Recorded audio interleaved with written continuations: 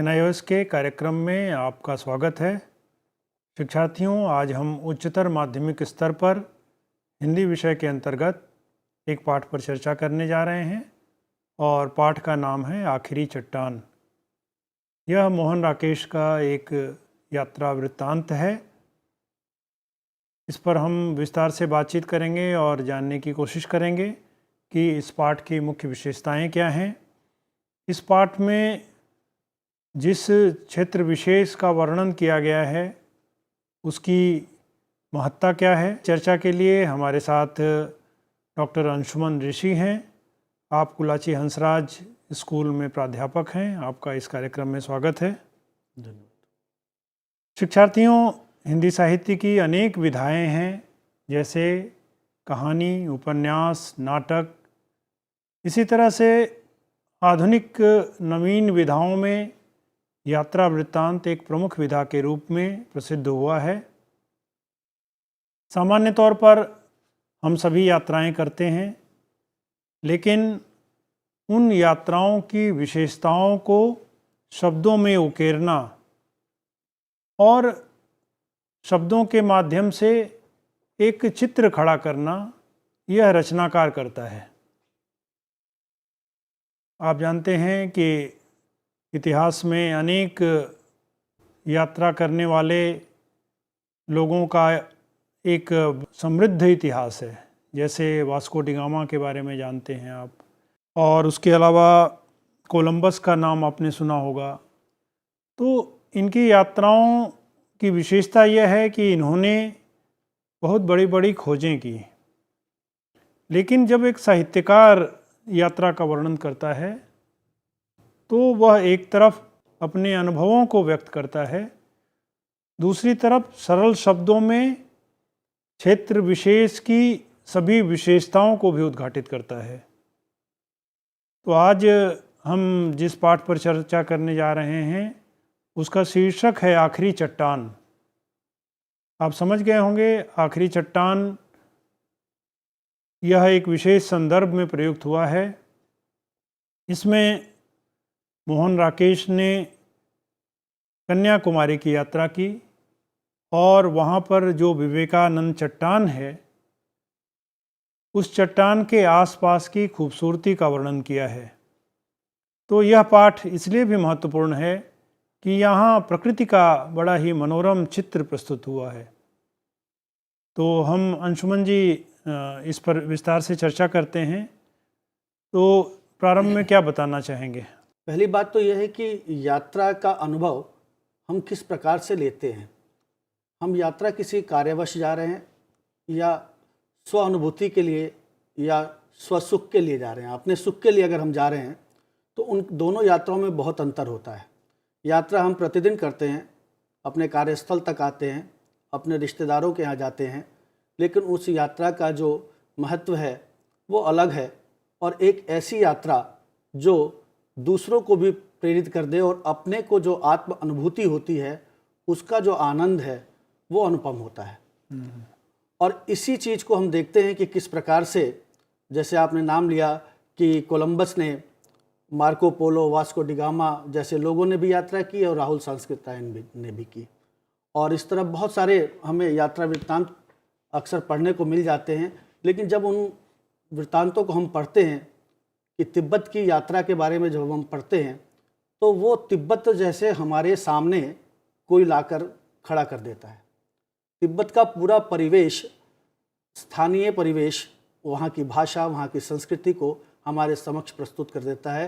पाठक को ऐसा लगता है कि उस यात्रा में उसके हर तत्वों के साथ, हर पौधे, पेड़, पक्षी के साथ, नदी, पर्वत के साथ वह स्वयं पाठक भी वहाँ पे खड़ा है। और यही यात्रा वृत्तांत की भाषा को जो है स्पष्ट करता है कि उसके लिखने की एक अलग शैली होती है जिसमें खुद को शामिल करना होता है। तो सबसे पहली बात तो ये कि हम जानें कि ये दिसंबर 1952 से फरवरी 1953 के बीच यह उन्होंने गोवा से कन्याकुमारी की एक यात्रा की थी। और ये पूरा देखिए कि कितना समय लगा इस समय में, अर्थात कि वह एक एक पल को, एक एक स्थान के एक एक चीज़ों को वो आत्मसात करते गए और अनुभूत करते हुए वो आगे बढ़ते गए और ऐसे ही उस आखिरी चट्टान तक पहुँचे जिसका उल्लेख इस पाठ में मोहन राकेश ने किया है। और आखिरी चट्टान विवेकानंद की जो समाधि चट्टान जिसे माना जाता है, जहाँ विवेकानंद ने समाधि के रूप में उसको नाम दिया गया उस चट्टान का, वह किस प्रकार से वहाँ का दृश्य है और किस प्रकार से समुद्र की लहरों से वो टकराती रहती है। और लिखने की वही शैली जिसमें एक बड़ी विशेष बात यह है कि वो कहते हैं कि इतनी चोटों को खाने के बाद ऐसा लगता है वो चट्टान भी जो है समाधिस्थ हो गई है। ये तमाम भाषा है उनकी जिसकी चर्चा इसमें की जाएगी। हम इस पाठ के माध्यम से जानें कि किस प्रकार से वह स्थान पहले कहाँ पे है और वो बंगाल की खाड़ी, हिंद महासागर और अरब सागर का मिलन स्थल है और भारत का एक कह सकते हैं कि दक्षिण का सबसे अंतिम छोर। बहुत ही रोमांचकारी, बहुत ही सुंदर स्थान, जहाँ के अनुभव को मोहन राकेश ने इस पाठ में प्रस्तुत किए हैं। शिक्षार्थियों, इस पाठ का उद्देश्य क्या है उसके बारे में विस्तार से जान लेते हैं। शिक्षार्थियों, इस पाठ को पढ़ने के पश्चात यह तो स्पष्ट है कि हर एक पाठक दक्षिणी भाग के जो भौगोलिक जानकारी है, खासतौर पे कन्याकुमारी की, उस जानकारी को बहुत अच्छी तरह से समझ सकेंगे और अभिव्यक्त भी कर पाएंगे। साथ ही कन्याकुमारी और उसके आसपास का जो परिवेश है उसका बहुत ही सुंदर ढंग से अभिव्यक्ति इसमें की गई है, तो उसकी जानकारी को एकत्रित कर वो वर्णन भी कर सकेंगे आप। विवेकानंद चट्टान की जो जानकारी जिस प्रकार से प्रभावकारी ढंग से लेखक ने यहाँ प्रस्तुत की है उसका वर्णन करने में आप सक्षम हो पाएंगे। सूर्योदय और सूर्यास्त के दृश्य का वर्णन जो अद्भुत और रोमांचकारी है उसको आप महसूस भी करेंगे और अपने शब्दों में इसका वर्णन भी कर सकेंगे। यात्रा वृत्तांत की विधा के जो तत्व हैं उनसे आप परिचित हो सकेंगे, साथ ही लालित्यपूर्ण भाषा शैली से परिचित हो सकेंगे। शिक्षार्थियों, आप पूरे पाठ को पढ़ते समय निश्चित रूप से एक भाषा विशेष की बात यहाँ पे की जा रही है कि जिसको पढ़ते समय आपको ऐसा लगेगा कि हम स्वयं एक यात्री के रूप में कहीं वहाँ पर उसी परिवेश में उपस्थित हैं। इस पाठ का जो सारांश है, मुख्य बिंदु हैं, उसे समझने की कोशिश करते हैं ताकि शिक्षार्थियों आप संक्षेप में इस पाठ को समझ सकें। तो मुख्य बातें क्या इसमें आई हैं? सबसे पहले तो देखिए, अगर पाठ को हम बड़े संक्षेप में समझने की कोशिश करें तो यह बात केप होटल से शुरू होती है, जहाँ पर एक सूर्यास्त के समय लेखक जो है वो विवेकानंद के समाधि स्थल जो है वहाँ पर जाने की वह कोशिश कर रहा है। और जैसा जानते हैं कि शाम के समय का वो दृश्य बड़ा ही मनोहारी लगता है जिसकी ओर वो जाते हैं और वहाँ पर वो जो सारी परिस्थितियों को बताते जाते हैं, किस प्रकार वो रेत पर चल रहे हैं, रेत के रंग किस प्रकार से बदल रहे हैं और साथ में उनकी यह इच्छा होती है कि रेत के इन बदलते रंगों को अपने मुट्ठी में बांध लें और सारे रंगों को समेट लें कि अपने साथ ले जा सकें। फिर ये सोचते हैं कि नहीं, क्या इन रंगों को फिर कभी आकर मैं जो है समेट लूँगा, और अभी जो है उस सूर्यास्त के उस सुंदर दृश्य की ओर बढ़ते हैं। उस ओर जाते हुए उन्होंने बहुत सारी बातों का वहाँ पर वर्णन किया है, जैसे कि सैंड हिल पर जो है कुछ लोग बैठे हैं, कुछ मिशनरी युवतियाँ बैठी हैं और 8-10 ऐसे लोग हैं जो गांधी टोपी में वहाँ पर उपस्थित हैं।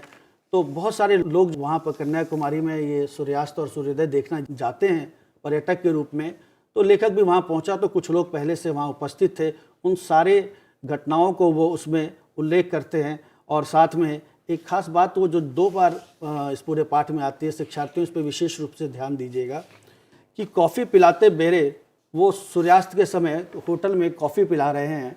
अंत में आप इस पाठ के देखेंगे सूर्योदय के समय जब बेरे दिखते हैं तो वहाँ पे भी बेरे जो हैं वो लोगों को कॉफ़ी पिला रहे हैं। एक और इसमें ये स्थिति है और दूसरी ओर वहाँ बेरोजगार युवक की भी बात करते हैं। वो सारे दृश्यों के बातें, नारियल के झुरमुट की बातें और इन सब के साथ साथ में एल्बम बेचने वाला पढ़ा लिखा बेरोजगार, उसका उल्लेख भी वहाँ पे वो करने से नहीं चूकते हैं। साथ ही कुछ युवतियाँ जो हैं वो होटल में शंख और मालाएं दिखा रही हैं और लेखक जब सूर्योदय के समय कुछ नवयुवकों से वहाँ मिलता है और उनकी बातों को सुनता है तो उससे यह भी जानता है कि वहाँ के पढ़े लिखे लोगों की जो बेरोजगारी की समस्या है उसको भी एक परोक्ष रूप से कहीं ना कहीं हमारे सामने प्रस्तुत कर देते हैं। एक और इसमें महत्वपूर्ण पक्ष दिखाई देता है कि वो शक्ति का विस्तार देखते हैं। उन्हें लगता है कि प्रकृति का विस्तार हमें देखने को यहाँ पे मिलता है, जहाँ चारों तरफ समुद्र है और लगता है कि अंतहीन है। ये भी एक बड़ा ही महत्वपूर्ण पक्ष है। बिल्कुल, वो कहते हैं शक्ति का विस्तार या विस्तार की शक्ति। एक विशाल समुद्र के सामने जो अपनी पूरी ताकत के साथ उस चट्टान पे जो है टकरा रहा है और उस शक्ति से वो जो चट्टान जो है कई वर्षों से वहीं पर एक समाधि की तरह है। तो ये देखते हैं कि किस प्रकार से एक जो है विस्तार की शक्ति है और शक्ति का विस्तार है। और साथ ही मैं कहना चाहूँगा कि उन्होंने कई बार यह बात कही है कि मैं कुछ देर के लिए भूला रहा कि मैं हूँ। यह बहुत बड़ी बात थी कि एक ऐसा स्थल जहाँ जाकर इंसान अपने आप को भूल जाए, वो स्थिति एक महानगरीय जीवन में वो बड़ी मुश्किल हो जाती है। तो मुझे लगता है कहीं ना कहीं जो आध्यात्मिक उस स्थल की महत्ता है उसको भी रेखांकित करना चाहते हैं कि विवेकानंद का वो समाधि स्थल है, कहीं न कहीं ज्ञान का समुद्र भी वहाँ पे है। बिल्कुल, इसमें देखिए अंत में अगर शिक्षार्थी आप देखेंगे तो वो बेरोजगार युवक कहता है कि विवेकानंद की जो ये समाधि स्थल है, इससे हमें बहुत कुछ जो है कहीं ना कहीं हम अध्यात्म से जुड़ जाते हैं, उनकी शक्तियों से कहीं ना कहीं हम भी अभिभूत होते हैं। यह बात अंत में शिक्षार्थी इसमें देखते हैं। तो अब चाहते हैं कि हम जैसे कि अगर इस पूरे यात्रा वृत्तांत के तत्वों को समझें। अभी हमने इसकी पूरी पृष्ठभूमि को समझा और इसके सारांश को भी समझा और यात्रा वृत्तांत की विधा को भी समझा। तो हम दूसरे भाग में तत्वों के आधार पर विस्तार से चर्चा करेंगे और हम जानने की कोशिश करेंगे कि रचनाकार ने तत्वों के आधार पर इस पाठ को कितना समीचीन बनाया है, कितना प्रभावशाली बनाया है। धन्यवाद।